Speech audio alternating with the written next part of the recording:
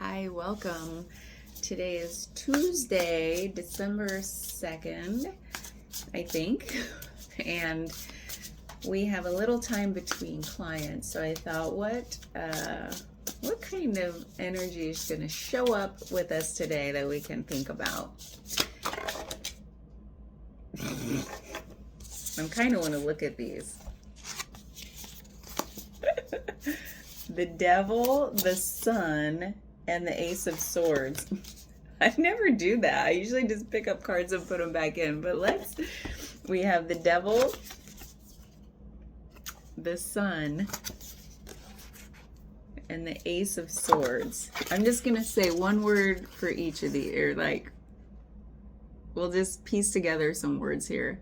We have the Devil, and I guess maybe I'll say a question maybe for each word, because questions are more interesting than answers, than statements. So the Devil, how are we keeping ourselves limited? In what way are we keeping ourselves limited? In what way are you keeping yourself limited? In what way am I keeping myself limited? The Sun, in what way does what is asking to be expressed in us? What is asking itself to be expressed in you, in me? Do you feel like something has not yet been expressed that's dying to be expressed? And then Ace of Swords. What clarity are you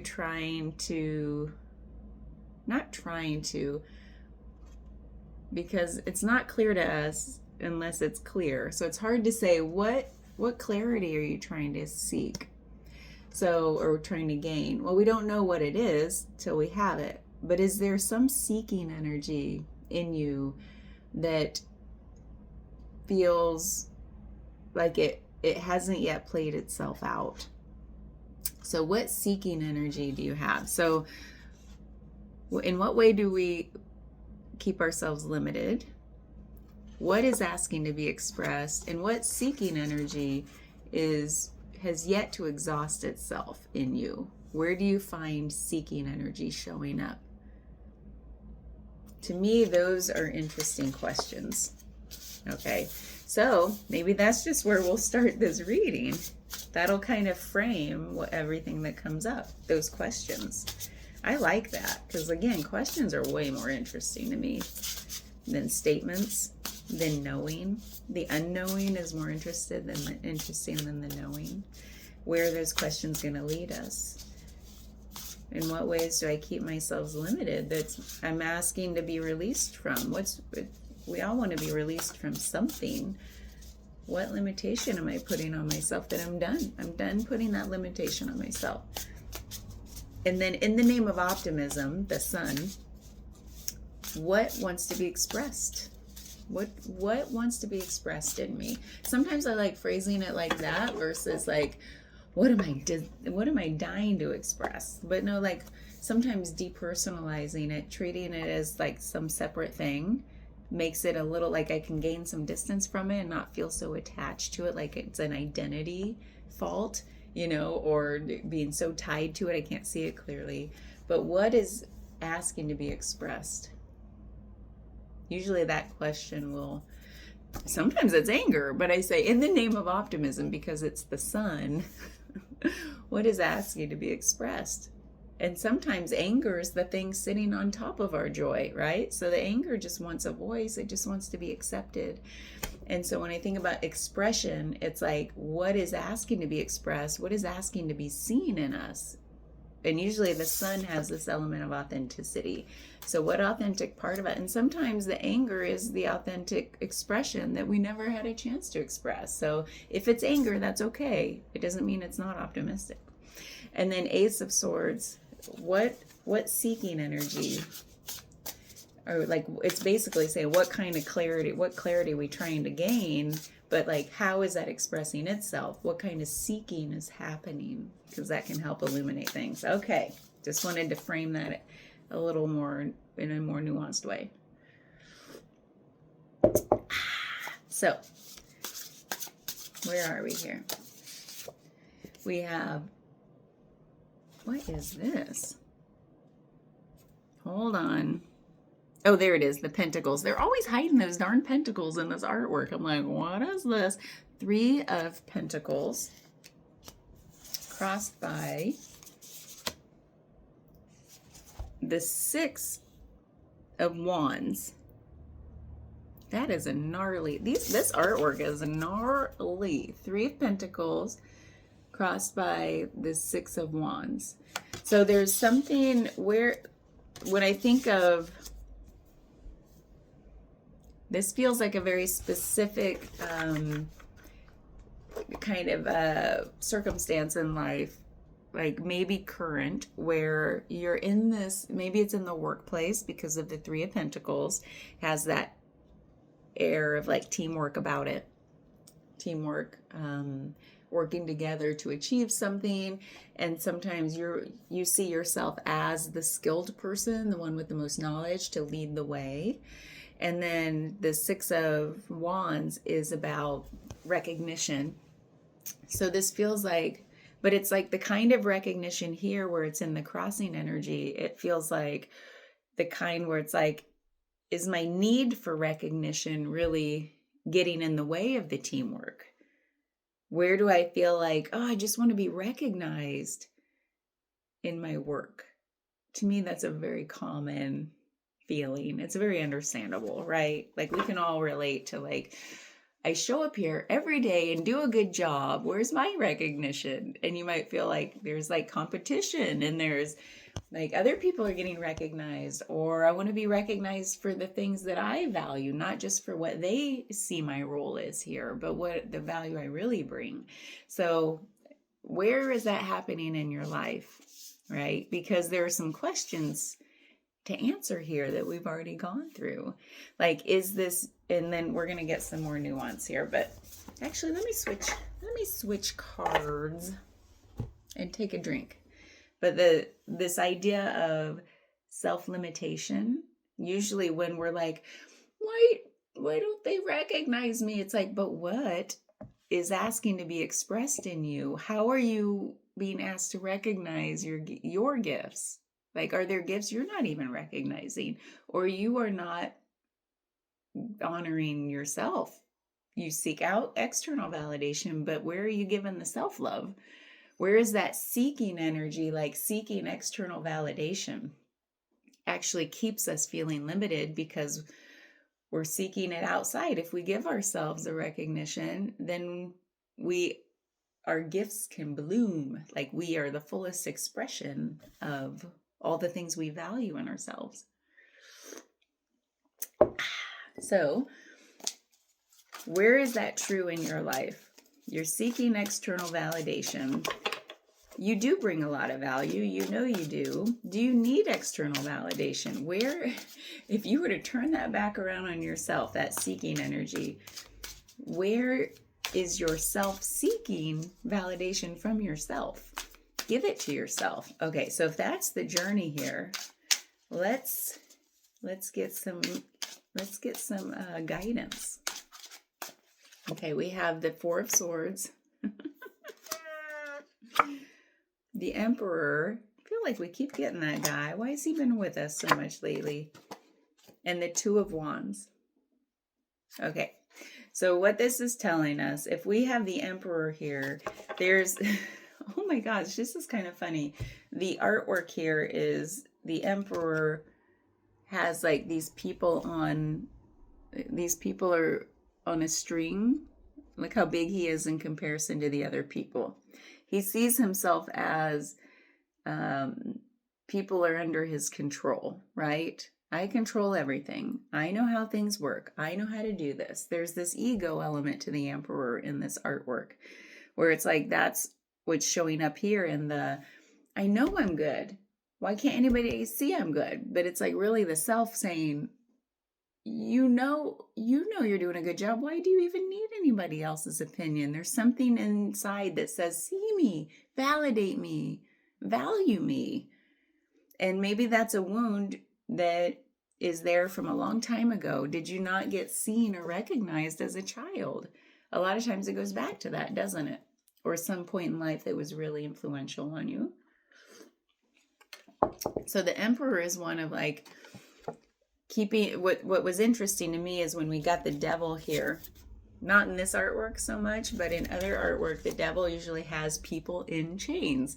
And here we are, the Emperor has people all tied up to him. He's got them in chains. So this has the air of the Devil. This is confirmation that there's something that it's like you're putting limitations on a situation because you yourself feel limited. And it's really the only illusion here to break is realizing you're the one keeping yourself limited. There really are no limitations, are there? It's all an illusion. And it goes back to probably some wound. So what's happening here, and the Emperor really does care about people. He really cares to do a good job. But when he gets a little too at one extreme, he gets a little too dysfunctional, he starts to become oppressive. So that's the thing to watch out for with that Emperor showing up. And the Devil is that energy that's all in the name of, hey, I just want to be loved and valued, is like becomes oppressive. Okay, so there's the Four of Swords and the Two of Wands. This is one of self-care. This is the one like we talked about. Where is your little tiny self saying, hey, I need love, I need validation? That's, you need to go. This is the Four of Swords saying you need to check in with your higher self, the place in you that feels the most true, the most authentic part of you, and say, like, talk to the wounded self and say, what do you need? What do you want to be known for? What do you want to be seen? What do you want to express? And the Two of Wands is saying this process of seeking is like keeping you limited. It's you're in your safe zone, basically your comfort zone, where it's easy to be here because no one has to look at me. I feel safe. I'm not really putting myself out there. I'm not risking anything. I'm just going to be here, not really address anything. But something's calling you outside of that comfort zone because you're here watching this video and these cards are coming up.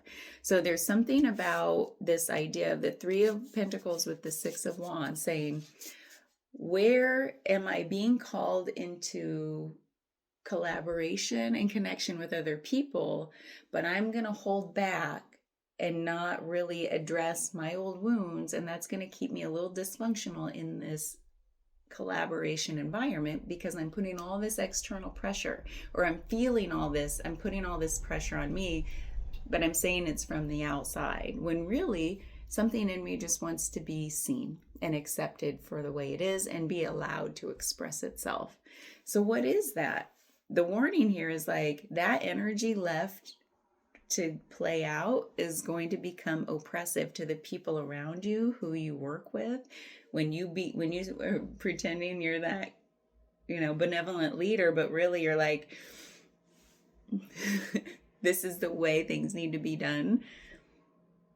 When do they? Because the card of teamwork is showing up, and the card of watch out, don't keep people bound up because you haven't addressed something in yourself.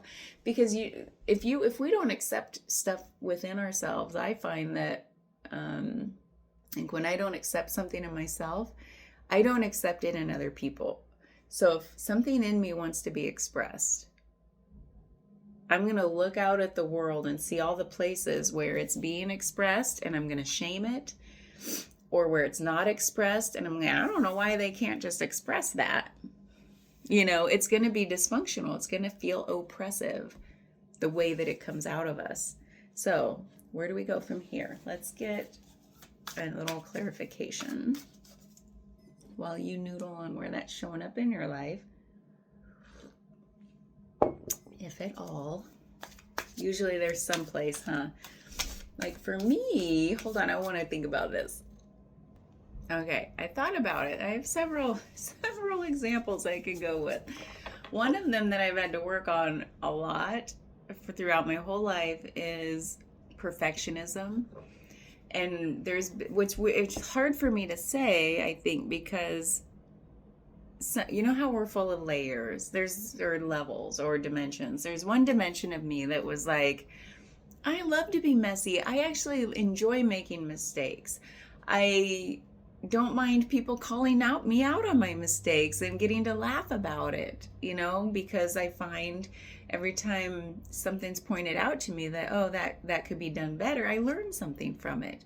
So there's part of me that's like, no, I'm not a perfectionist. And then, yeah, through my life, I feel like I put that expectation on myself, like, oh, you got to be the best, you got to do the best, that you can. There's no point in doing something unless it's going to be the best you can do it, and that it's going to turn out the best. And then that keeps me limited because I have this idea in my mind that it's got to be the best, otherwise why even try?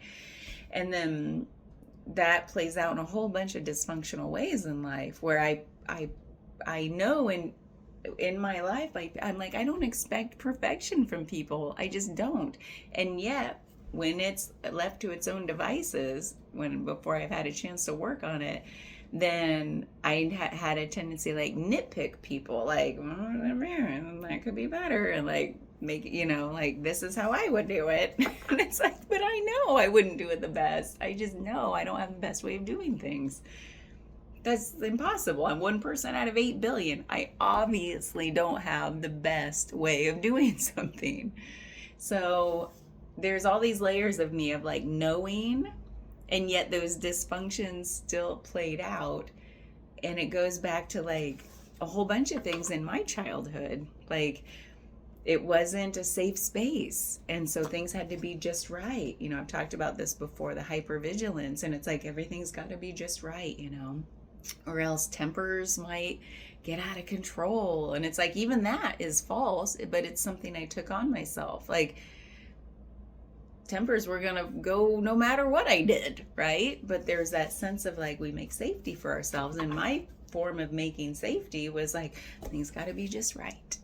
And then that became way dysfunctional all through my life. So anyway, I just like I said, I'm going to start sharing more personal examples to try to like paint a picture, because I think I appreciate when people do that. It makes it more real and gives me time to figure out how I feel, like how it's showing up in my life. So that's just one little example.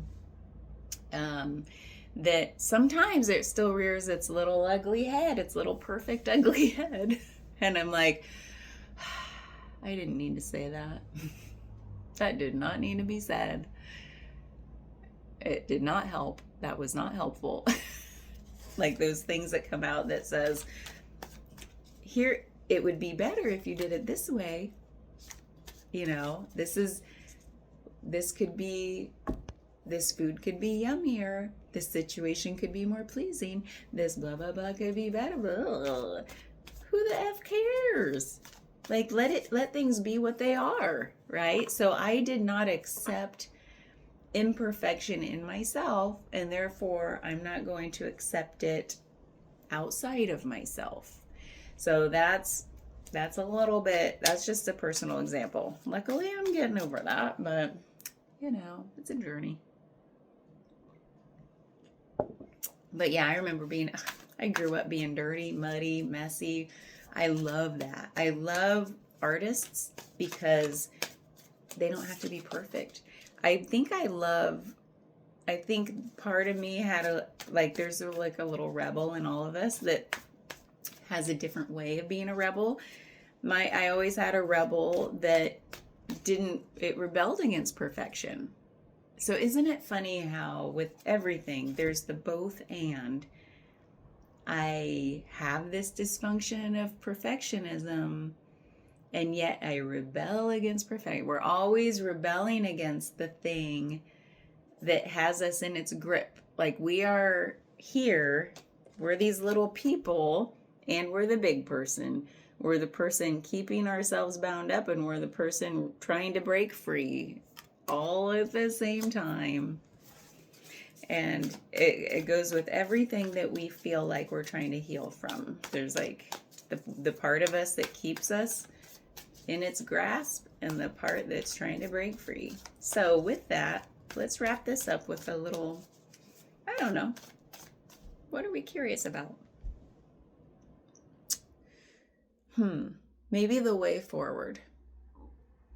When we think about the overall energy of the Three of Pentacles with the Six of Wands, what is it that's asking to be recognized within us, accepted? That's what I think of the word recognize, is to be accepted. Let's see. The Four of Swords again. You know how I love a repeat.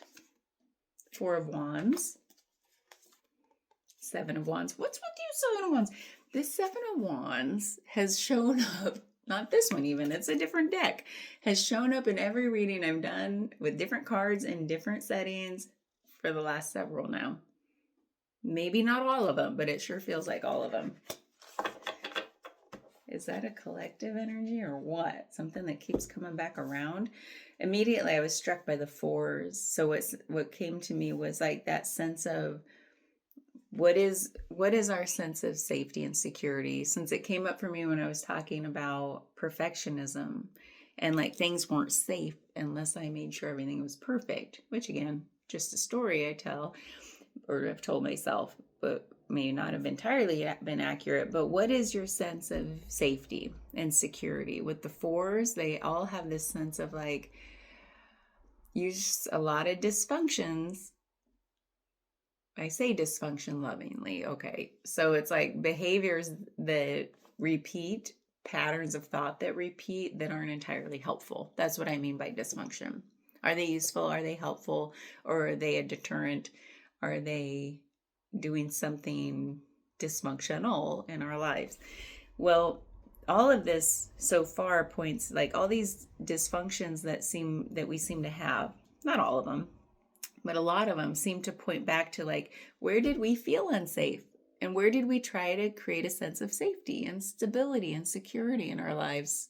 Usually going back to a young person, like a young age, because that's one of our fundamental needs. If things don't feel safe, then we build protections. And those protections are the things that are useful for a while, but then they become dysfunctional in our lives when they're no longer needed or they're becoming too helpful. You know, when you can overhelp, you're no longer helpful. Like when I tell Alexa, I ask her for what's the weather today, and she says what the weather is, and then she goes on and says, hey, I have this new app and it'll tell you this and blah blah blah blah blah blah blah, it'll predict the weather for 500 years. Do you want me to turn that on? I'm like, Alexa, stop being so helpful. Like that, all she just wasted all that time and I'm like, no, you're too helpful. So what do we need to release? Because it's outlived its usefulness, its helpfulness. So that's what the fours make me think of. And with the Four of Swords here again, it takes a lot of self-care time. It's all about self-care in order to come to that clarity. Like, what is asking to be seen? We don't know until we get quiet. All of the Four of Swords are about getting quiet. Look at this. All the artwork in the Four of Swords, it's usually one of like rest, self-care. I love the light of the feather, the lightweightness of the feathers, like become light, cocoon, nest with your heart. All of this is about peace and comfort and self-care. So do that. That's the only way to find our deepest answers, right? The Four of Wands is one of celebration, happy moments. And that's like pure expression, isn't it? It's just like expressing that joy and happiness. Well, it's like with this, that expression, when I said what's asking to be expressed, this feels like something has been sitting on top of your joy. What is that thing? Because this is underneath all of it, isn't it? That's all we want in life. This is what we want. So what is sitting on top of your joy? What is needing to be expressed, released, seen, accepted, validated, so that the joy that's been squashed can naturally come out? Because all those dysfunctions, they're only dysfunctional because they're not allowing us to be our true nature, which is pure love and joy, right? That seems like a fundamental truth to me. The Seven of Wands showing up again, saying protect your peace, go into your little bubble, tune out the outside noise. Because remember, we started this whole thing with talking about that external validation. This is all about, you don't need that external validation. Look at her. She's turning away from you, from us. She's in her bubble. All of these wands are the outside noise, looking like they're coming at her. And she's like, nope, I'm in my bubble of protection. I'm in my peace, my serenity. Both of these are like, go inside. Go inside. That is what will lead to your joy. But the one thing, you know what I'm curious about? What is sitting on top of your joy that's wanting to be expressed? What is it? What wants to be recognized? Six of Wands. In order for you to come into connection, Three of Pentacles. What is it? Do you want to pull a card? Let's pull one card. And I don't know if it'll tell us. And it may not be the same for everybody, but let's see. I'm going to pull one little card. Usually I like to pull multiple, but I'm going to pull one little card to say, what is it? What is sitting on top of your joy? The Ten of Pentacles. To me, this feels like expectation. To me, this feels like, because first of all, the Ten of Pentacles is one of like the abundance. A lot of people call it like the card of abundance. Really having the fullness of everything you've ever desired and ever sought in life. So what is it that what is that ultimate expression of what you've been seeking? Like that seeking energy we talked about. What is sitting on top of the joy? Is it how that has the seeking outlived its usefulness? What are you over seeking? This is calling into question, like, what is abundance? I don't like that word. I'm going to stop using it. What is that thing that you're seeking that feels like it hasn't exhausted itself yet, that is outliving its usefulness? For me, because this is another personal, just a little tidbit to ground it into like real experience for me. To me, I've been on the run my whole life. I've moved, I think I totaled this up recently, 26 or 7 times in 35 years. I lived in that many different places, cities, countries. Like, that seems a little like overdone, doesn't it?